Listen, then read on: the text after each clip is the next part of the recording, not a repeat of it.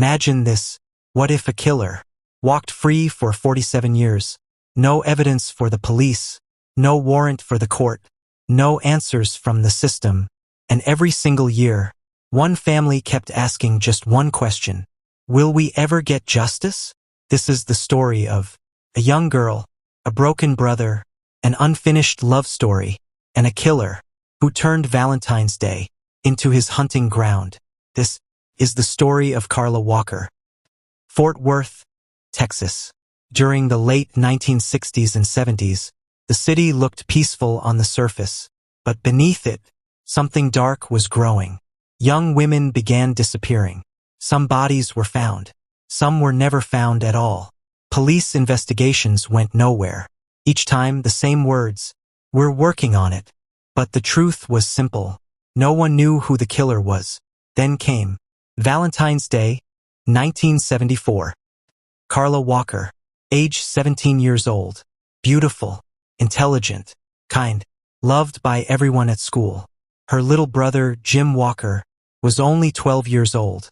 To Jim, Carla wasn't just a sister, she was his hero. And in Carla's life, there was someone special, Rodney McCoy, her high school sweetheart. That Valentine's night, Rodney had planned something unforgettable. In Rodney's hand was a small box.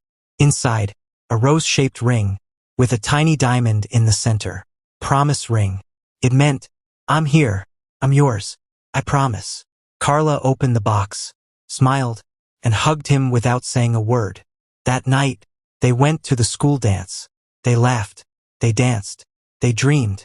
They had no idea this would be their last happy moment. After the dance, Carla and Rodney parked somewhere quiet, talking, laughing, kissing, and then, bam, the car door flew open. A dark silhouette stood there, pistol in his hand. Before Rodney could react, the guns but smashed into his face. Blood, pain, darkness. Carla screamed, "Stop! Don't hurt him! I'll go with you!" The attacker pointed the gun directly at Rodney's face. He pulled the trigger. Click, click, the gun jammed. Rodney began to lose consciousness. Carla screamed, "Rodney, go get my dad." Those were her last words. That was the last time anyone saw Carla alive. The Walker house, late at night. Suddenly, the sound of screeching tires. 12-year-old Jim wakes up. He runs outside. What he sees changes his life forever. Rodney is stumbling across the lawn, covered in blood. The passenger seat is empty. Carla is gone. For 3 days, the entire city searches. Then a detective remembers an old case. Another missing girl, found inside an underground culvert. Search teams focus there. And then, Carla's body is discovered. Jim hears his mother scream. A scream he later calls the scream of death. It never leaves him. Over 1,000 people attend Carla's funeral.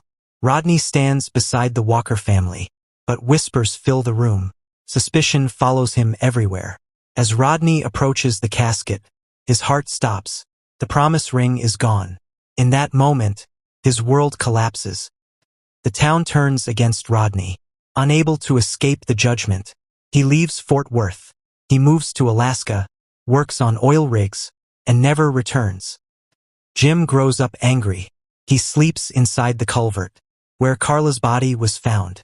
He tells himself, "If the killer comes back, I'll end him right here." He dreams of becoming a police officer. Justice becomes his purpose. But life strikes again. Jim is diagnosed with a rare genetic condition. His vision begins to fade. Slowly, he goes legally blind. His dream of becoming a detective dies. The year is 2020. Jim is alone. His parents are gone. His marriage is falling apart. He makes one final call to the Fort Worth Police Department. "There may be 971 cold cases, but right now I only care about one." On the other end of the line, Detective Leah Wagner. Old evidence is re-examined. Only 5 nanograms of DNA remain. One mistake could destroy it forever, but they take the risk. The DNA profile produces a match. A name appears, Glenn McCurley, a man questioned in 1974 and released for 47 years. He lived freely. Police search his trash. They find a McDonald's straw. The DNA matches perfectly. September 21st, 2020. Glenn McCurley is arrested. Jim breaks down in tears. He calls Rodney and says, "We got him." Rodney returns to Fort Worth to testify. Jim sits nearby. So does McCurley's son, Roddy. After court, Jim approaches Roddy. He hugs him and says, "You are not responsible for your father's sins." Before the third day of trial begins, Glenn McCurley changes his plea. Guilty. He is sentenced to life in prison. After 47 years, justice is finally served. Jim speaks openly. Hatred gives evil power. Forgiveness gives me peace. A new law is introduced, the Carla Walker Act. Its goal: fund advanced DNA testing to solve cold cases, just like Carla's. It took 47 years, but we never gave up. Carla, we hope you know, we never stopped fighting for you.